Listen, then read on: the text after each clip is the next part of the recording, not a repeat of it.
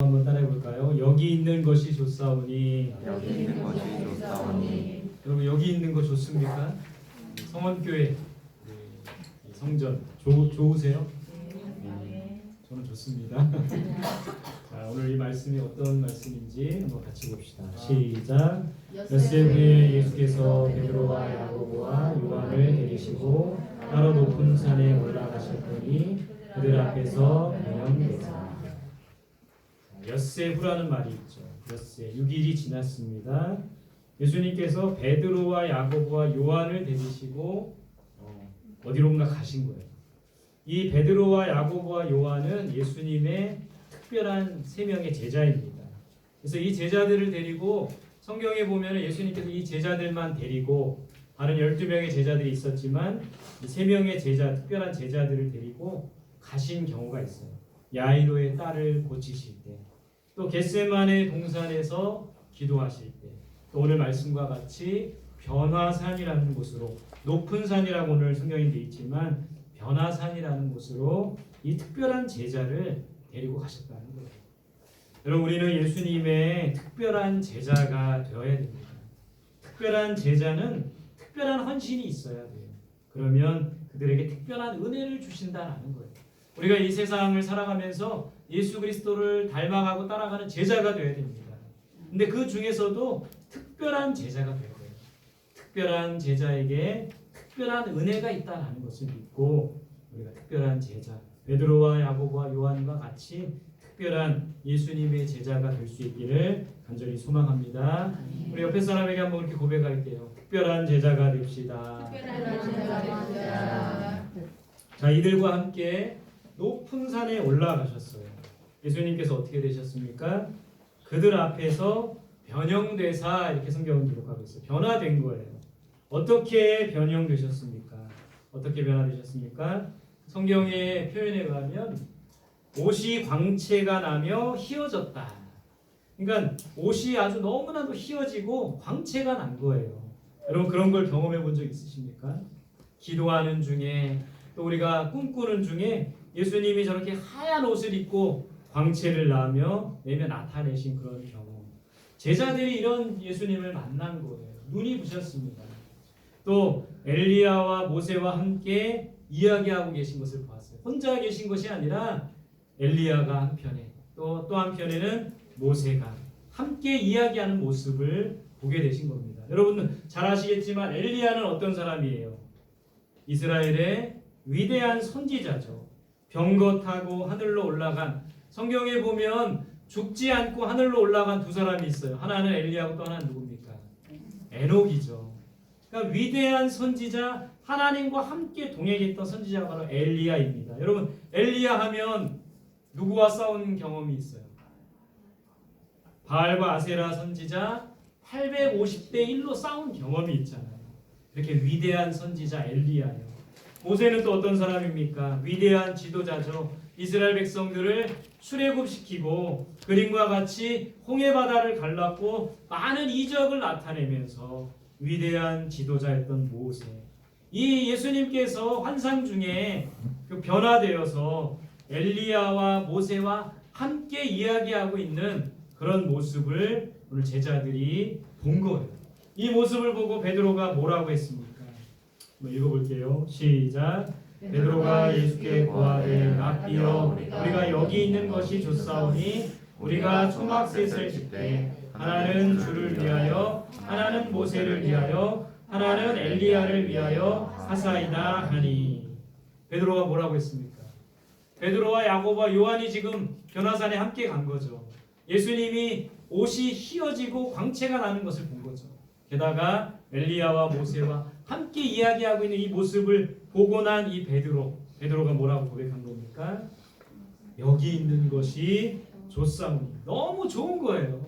여러분 한번 상상을 한번 해보세요. 오늘 우리가 예배 드리고 있는데 예수님께서 이 자리에 함께 하시는 겁니다. 흰 옷을 입고 광채가 난 예수님이 계신 거예요. 그 예수님이 모세와 함께 엘리야와 함께 계신 모습을 우리가 환상 중에 보는 겁니다. 그럴 때 마음이 어떻겠어요? 오늘 베드로와 같이 고백하지 않겠습니까? 여기 있는 것이 좋사오니. 조금 이런 비유가 맞을지 모르겠지만 여러분들 한번 연예인을 한번 여러분들이 만난 거예요. 오늘 우리 성원교회 예배에 연예인이 와서 간증을 하는 겁니다. 어떨까요? 막 황홀경에 빠지고 너무 좋은 거 아닙니까? 그를 보면서 이렇게 고백하지 않겠습니까? 여기 있는 것이 좋사오니. 그럼 우리는 이렇게 은혜 받는 자리가 좋은 것. 성원교회 이곳에서 하나님을 만나고 은혜 받는 이 자리, 은혜의 자리가 너무너무 좋은 겁니다. 그렇기 때문에 우리는 어떻게 해서든지 은혜의 자리에 나아가야 돼요. 그곳에서 하나님을 만나야 됩니다. 예배의 자리가 좋은 겁니다. 저는 오늘 우리 성원교회 성도들과 함께 예배 드리는 게 너무너무 좋아요. 그래서 일주일이 기다려집니다. 매일매일 이렇게 모여서 예배 드리고 싶지만 그런 여건이 허락되지 않잖아요. 저만 그렇습니까? 여러분 오늘 이 예배에 우리가 이 예배 자리가 정말 좋은 거예요. 이곳에서 마음껏 찬양하고 여러분 특히 이 코로나 시대에 이렇게 함께 모여서 예배 드릴 수 있다는 거 이거 쉬운 일은 아닙니다. 예배의 자리가 좋은 거예요. 늘 우리가 예배의 자리를 사모하면 좋겠습니다. 주님과 함께하는 것이 좋은 겁니다. 베드로와 야고보와 요한이 그 주님과 함께하는 것이 좋았던 거예요. 은혜의 자리, 예배의 자리, 주님과 함께하는 자리에 있는 것이 좋은 것이라는 것을 우리가 깨닫고 여기에 있는 것이 좋사오니 이 베드로의 고백이 우리의 고백이 되었으면 좋겠어요. 그래서 예배 때마다 주님 전에 나와서 주님을 만나고 정말 여기 있는 것이 좋사오니 그렇게 고백할 수 있는 저와 여러분들이 되시기를 간절히 소망합니다. 그런데 여러분 오늘 이 말씀 제목과 같이 베드로의 고백과 같이 여기 있는 것이 좋사오니 이것에만 머물러 있으면 안 되는 거예요. 우리는 여기만 있는 자가 아니라 어디로 가야 됩니까? 어디로 나아가야 됩니까? 머무르기만 하는 것이 아니라 예배의 자리, 은혜의 자리에 머물러 있는 것만이 아니라 나아가야 돼요. 어디로 나아가야 됩니까? 어디로 나아가야 되죠? 오늘 예배 드리고 나면 어디로 가야 돼요? 세상으로 나아가야 돼요. 예수님께서는 이 제자들을 세상 속에 파송하셨어요. 그리고 수많은 사람들이 예배의 자리에 나와서 예배드리고 은혜 받고 세상으로 나아가는 겁니다. 그래서 우리는 오늘 예배드리고 나면 세상으로 나아가야 돼요. 가족들 품으로 나아가야 됩니다. 학교로 가야 돼요. 직장으로 가야 됩니다. 친구들에게 나아가야 돼요. 나아가서 우리가 받은 은혜를 나눠야 됩니다. 우리가 받은 하나님의 말씀을 나누어야 될 책임이 있다라는 거예요. 그런데 여러분 우리 이 세상은 성경의 표현대로 하면 어떤 곳이래요? 이리 소굴이라고 합니다.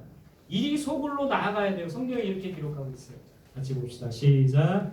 보라 내가 너희를 보내니 양을 이리 가운데로 보낸과 같도다. 그러므로 너희는 뱀같이 지혜롭고 비둘기같이 순결하라. 예수님께서 이런 말씀을 하신 거예요. 마치 제자들을 세상 속에 내보낼 때 내가 양을 이리 가운데 보내는 것과 같다. 그러니까 이 세상은 아름답기만 하고 좋기만 하고 우리에게 좋은 것만 주는 세상이 아니라 마치 양이 이리 소굴로 가는 것처럼 우리는 그 이리 소굴로 들어가야 된다는 거예요. 근데 오늘 예수님의 가르침에 보면 뭐와 같이 지혜롭고 뱀같이 지혜롭고 모처럼 순결하고 비둘기같이 순결해야 된다. 이것을 가르치고 있어요. 여러분 왜 뱀같이 우리가 이 세상 속 이리 소굴과 같은 세상 속에 나아갈 때 뱀같이 지혜롭고 비둘기같이 순결해야 됩니다. 근데 여기서 궁금한 거 왜 뱀이 지혜로운 동물입니까? 뱀이 어떤 면에서 지혜로운 거예요? 여러분 사실 성경에서 이 뱀은 좋은 동물입니까? 나쁜 동물입니까? 나쁜 동물. 창세기에 보면 뱀이 아담과 하와를 유혹했죠. 그래서 뱀은 어찌 보면 성경에서 구약 성경에서는 좋은 부정적인 그런 이미지의 동물이에요. 사단을 상징하는 동물일 수 있어요. 그러나 제가 찾아봤어요. 왜 뱀같이 지혜롭고 뱀이 어떻게 지혜로울까? 고대 이 유대 사회에서는 뱀은 지혜를 상징하는 동물이라고 합니다. 그리고 비둘기는 순결을 상징하는 동물이래요. 그리고 제가 또 찾아보니까 이 뱀이 굉장히 상황 대처가 빠른 동물이래요. 어떤 상황을 만나면 자기를 해하려고 하는 짐승을 만나면 그 상황을 빠르게 대처하고 빠르게 움직이고 기민하게 움직인대요. 여러분 우리가 이 세상 속에 나아가서 살 때 뱀이라는 동물, 구약에는 비록 부정적인 동물로 또는 사단을 상징한 동물이지만 뱀에 우리가 상황 대처와 긴밀함을 배워야 된다는 거예요. 이 세상 속에서 어떤 어려움이 닥칠 때 긴밀하게 그 상황을 판단하고 대처할 수 있는 그런 지혜가 우리에게 필요하다는 거예요. 그리고 여러분, 비둘기같이 순결하다. 비둘기는 어떤 동물입니까? 여러분, 비둘기는 회귀 본능이 있대요. 비둘기는 자기의 고향으로 돌아가려고 하는, 자기가 난 곳으로 돌아가려고 하는 회귀 본능이 있대요. 그래서 여러분, 노아의 방주에 비가 다 거치고 나서 이 노아가 뭐를 먼저 보냅니까? 방주 안에 있다 이제 물이 말랐는지 어떤 새를 보내요? 처음에 뭘 보내죠? 까마귀를 보냈는데 까마귀가 돌아오지 않죠. 그 다음에 뭘 보냅니까? 그 다음에 비둘기를 보내는 거예요. 다시 돌아오는 회귀 본능. 여러분, 우리가 비둘기같이 순결하다는 것은 회귀 본능, 다시 돌아와야 된다는 거예요. 어디로요? 주님 품으로 돌아와야 된다는 거예요. 그게 바로 순결한 거예요. 우리가 이 세상 속에 나아가서 뱀처럼 지혜롭고 또 세상 속에 나아가서 세상에 물들고 세상을 따라갈 것이 아니라 늘 우리는 주님 품으로 돌아오는 그런 순결함이 우리들에게 있어야 된다는 거예요. 그래서 뱀같이 지혜롭고 비둘기같이 순결할 수 있어야 돼요. 오늘 우리가 예배드리고 나면 세상으로 나아갑니다. 뱀처럼 지혜롭게 모든 것을 처리해야 되고 또 비둘기처럼 늘 주님 품에 올 수 있는 우리들이 되어야 되는 거예요. 뱀같이 지혜롭고 비둘기같이 순결한 우리 모두가 되시기를 소망합니다.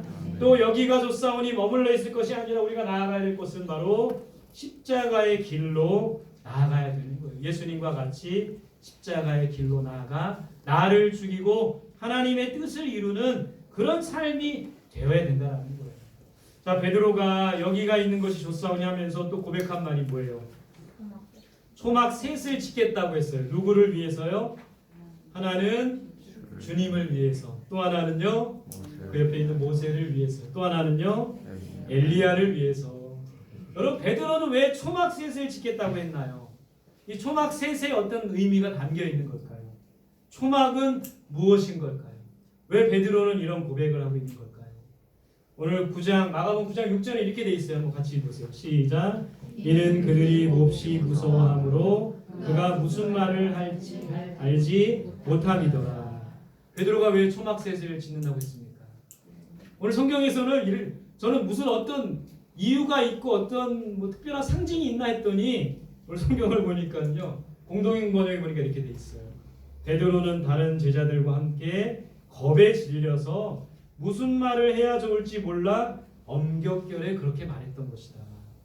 저는 무슨 의미가 있어가지고 초막셋을 주님을 위해, 엘리야를 위해, 모세를 위해 짓겠습니다. 뭔가 굉장히 어떤 영적인 의미가 있는 줄 알았는데 오늘 성경에 보니까 베드로는 무서워가지고 엄격결에 제가 초막셋을 짓겠습니다. 이렇게 자기도 모르게 그런 말이 나온 거예요. 두려워서 무슨 말을 하는지 몰랐다고 돼 있습니다. 근데 여러분, 주석에 제가 찾아보니까요, 초막에는 의미가 있어요. 초막은 하나님의 백성의 자유와 해방을 상징한다고 합니다. 초막은 보면 저렇게 이렇게 지풀이나 이런 걸로 이렇게 만든 그런 피난 장소, 피신처, 은신처라고 할 수 있는 거예요. 이 초막은 하나님의 비밀하고 절대적인 보호를 상징하고 있다라는 거예요. 초막은 하나님의 영광이 임재하는 장소. 그래서 초막이라는 말은 성막이라는 말과도 동일할 수가 있는 거예요. 여러분, 우리의 삶이 초막, 성막과 같이 되어야 된다는 겁니다. 엄격결에 무서워서 두려워서 한 말이지만 사실 이 베드로의 말 속에는 바로 주님이 변화되신 이 변화산 이곳이 초막이 되길 원하고 하나님의 영광과 임재가 가득한 곳을 원합니다. 그 마음도 있을 수 있었다라는 것을 보게 된다는 것이죠. 여러분, 우리는 항상 하나님의 영광과 임재가 가득한 예배, 우리가 그런 찬송을 부르잖아요. 하나님이 함께 하시는 그 어디나 하늘나라, 초막이나 궁궐이나 그 어디가 하늘나라. 하나님이 우리와 함께 하시는 이곳, 하나님이 임재하시는 이곳이 바로 하나님과 함께 동행하는 우리의 영광과 임재가 가득한 예배, 그런 삶이 되어야 된다는 것을 오늘 말씀을 통해 우리가 깨닫는 거예요. 7절 말씀 같이 봅시다. 7절 시작. 마치 구름이 와서 그들을 덮으며 구름 속에서 소리가 나되 이는 내 사랑하는 아들이니 너희는 그의 말을 들으라. 자, 엘리야와 모세와 예수님이 함께 나타나고 두려운 가운데 게다가 더 두려운 것은 구름 속에서 소리가 난 거예요. 누구의 음성이 들린 겁니까? 하나님의 음성이 들린 거예요. 그 하나님의 음성은 어떤 음성이에요? 이는 내 사랑하는 아들이다. 여러분 오늘 이 말씀 이는 내 사랑하는 아들이다. 또 어떤 상황에서 하나님이 말씀해 주신 거예요? 예수님이 뭐 하실 때? 세례 요한에게 세례 받으실 때도 이 말씀하셨죠. 이는 내 사랑하는 아들이다. 내 기뻐하는 자다. 여러분 이는 내 사랑하는 아들이다. 하나님은 예수 그리스도는 하나님의 아들이시라는 거예요. 그러면서 또 하나님의 말씀이 너희는 그의 말을 들으라. 구름 속에서 이 하나님의 음성이 들립니다. 제자들이 하나님의 음성을 들었어요. 제자들은 아마도 더 무섭고 그 음성을 듣고 더 무섭고 떨려서 두려워서 엎드렸을지도 모르는 겁니다. 여러분 오늘 이 변형된 예수님 변화산에서 본 이 예수님 베드로와 야고보와 요한이 본 예수님의 형상 변화된 모습 왜 이걸 보여주신 걸까요? 왜 이런 예수님의 모습을 베드로와 야고보와 요한에게 보여주신 걸까요? 9절에 보니 이렇게 되어 있습니다. 같이 볼게요. 시작. 그들이 산에서 내려올 때에 예수께서 경고하시되 인자가 죽은 자 가운데서 살아날 때까지는 본 것을 아무에게도 이르지 말라 하시니. 오늘 이 변화산에서 예수님의 모습을 예수님께서 뭐라고 하시냐면 이 세 명의 제자들에게 나의 이런 모습을 알리지 말아라. 아무에게도 본 것을 알리지 말아라. 이렇게 말씀하고 있어요. 그러면서 앞으로 벌어질 일 때문에 알리지 말라고 하신 겁니다. 예수님과 그 제자들에게 어떤 일이 벌어지는 거예요? 오늘 성경에 보니까 인자가 고난과 멸시를 받게 될 것이다. 예수님의 순환을 말씀하고 계신 거예요. 예수님이 고난받을 것을 말씀하고 계십니다. 또 인자가 죽을 것이다. 예수님의 십자가의 죽음을 얘기하고 계십니다. 또 인자가 다시 살아날 것이다. 예수님의 부활도 말씀하고 있는 거예요. 아마도 제자들의 귀에는 다시 살아날 거다 이 말은 안 들렸을 거예요. 어떤 말만 들렸을까요? 내가 고난받을 것이다. 멸시받을 것이다. 내가 죽을 것이다. 이 말만 제자들의 귀 속에 들렸을지도 모르는 거예요. 여러분 예수님과 제자들에게 엄청난 고난과 환난이 닥칠 겁니다. 이때 변화산에서 만난 예수님을 이 제자들이 기억해야 된다는 거예요. 변화산의 예수님을 기억해야 되는 겁니다. 앞으로 우리가 이 세상 속에 살아가면서 어떤 고난과 환난이 닥쳐올지 모르는데 우리가 그때 뭘 기억해야 되는 거예요? 우리가 이곳에서 예배당에서 이곳 성전에서 찬양하며 예배하며 하나님 말씀 듣고 그 하나님을 만난 것을 기억해야 된다는 거예요. 그럴 때 우리가 이 세상 속에 고난과 환난을 이길 수가 있는 겁니다. 제자들은 변화단의 예수님을 믿어야 했던 거예요. 우리가 이곳에서 만난 하나님을 이곳에서 만난 예수 그리스도를 믿을 때 그 믿음으로 세상을 이길 수가 있는 겁니다. 세상을 이기는 이김은 여기에 있으니 너희 우리의 믿음이니라. 믿음으로 이 세상을 이길 수가 있는 거예요. 이리 소굴 같은 이 세상 속에서 믿음으로 살아갈 때 승리할 수 있는 겁니다. 고난과 환난이 닥쳐올 때 하나님의 말씀을 기억해야 돼요. 이는 내 사랑하는 아들이다.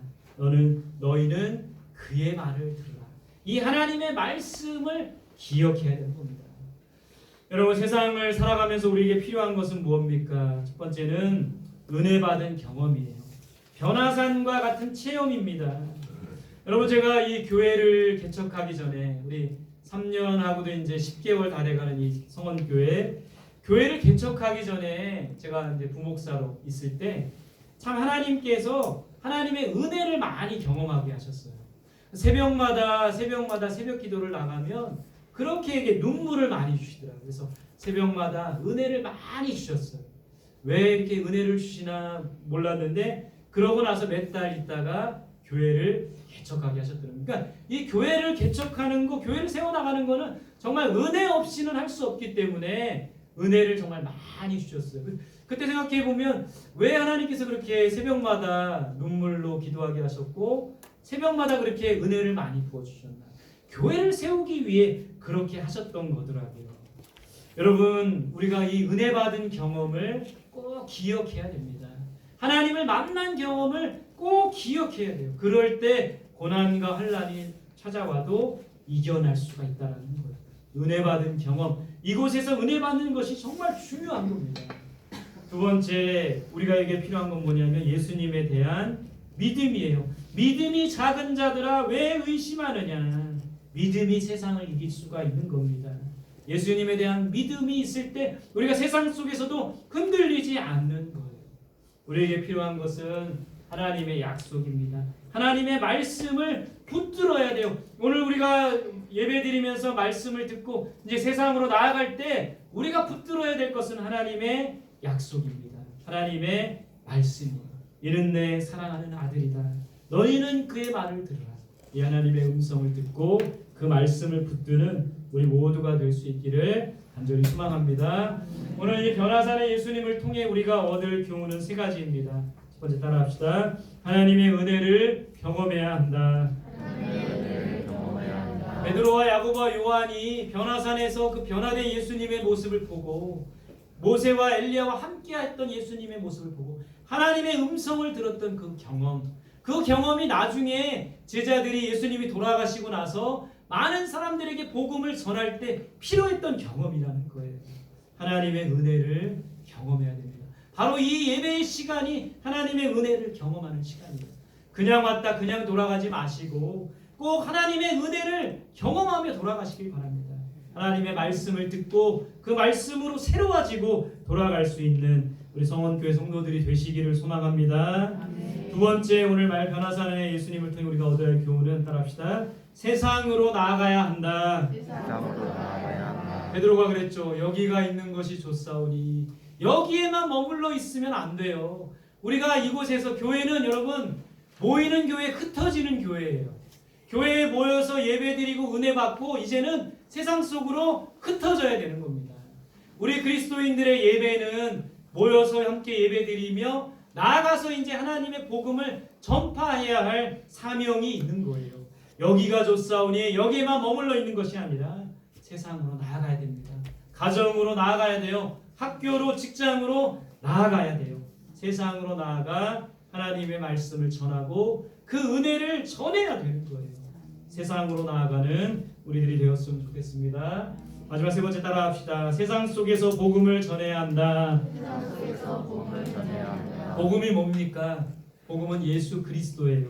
예수님이 그리스도라는 거예요. 예수님이 구원자라는 거예요. 또 이 복음은 십자가의 복음이에요. 예수님께서 우리의 죄를 위해 십자가에 죽으시고 3일 만에 다시 살아난 거예요. 그 예수님을 세상 속에서 전해야 됩니다. 여러분 10월 14일 한사람 전도주일 우리가 하려는 하나의 행사로만 여기지 말고 우리에게는 그런 사명이 있는 거예요. 이곳에서 은혜 받고 이곳에서 하나님을 만나고 그것으로 끝 아니라 세상 속에서 나아가서 복음을 전해야 할 책임이 우리들에게 있는 겁니다. 그래서 먼저는 은혜 받는 게 중요해요. 그리고 나서는 세상으로 나아가 복음을 전하고 하나님의 말씀을 전하는 우리들이 되어야 돼요. 그게 바로 우리 그리스도인들의 삶의 모습이라는 거예요.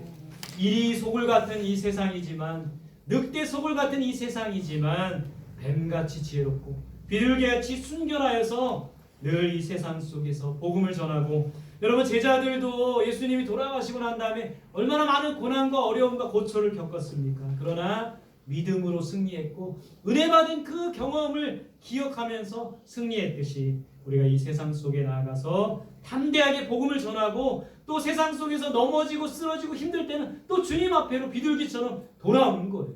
다시 주님 앞에 나와서 은혜로 무장하고 또 나아가는 우리들, 바로 그런 우리들의 삶이 되기를 간절히 소망합니다. 그래서 모이면 예배하고 흩어지면 전도하는 우리 성도들의 삶 한번 따라해 볼까요? 모이면 예배하고 흩어지면 전도하고 그런 삶을 살아가는 우리 성원교회 성도들이 되시기를 간절히 소망합니다. 어린아이들도 그렇게 사시기를 간절히 소망합니다. 어린아이들이 대답하나? 퀴즈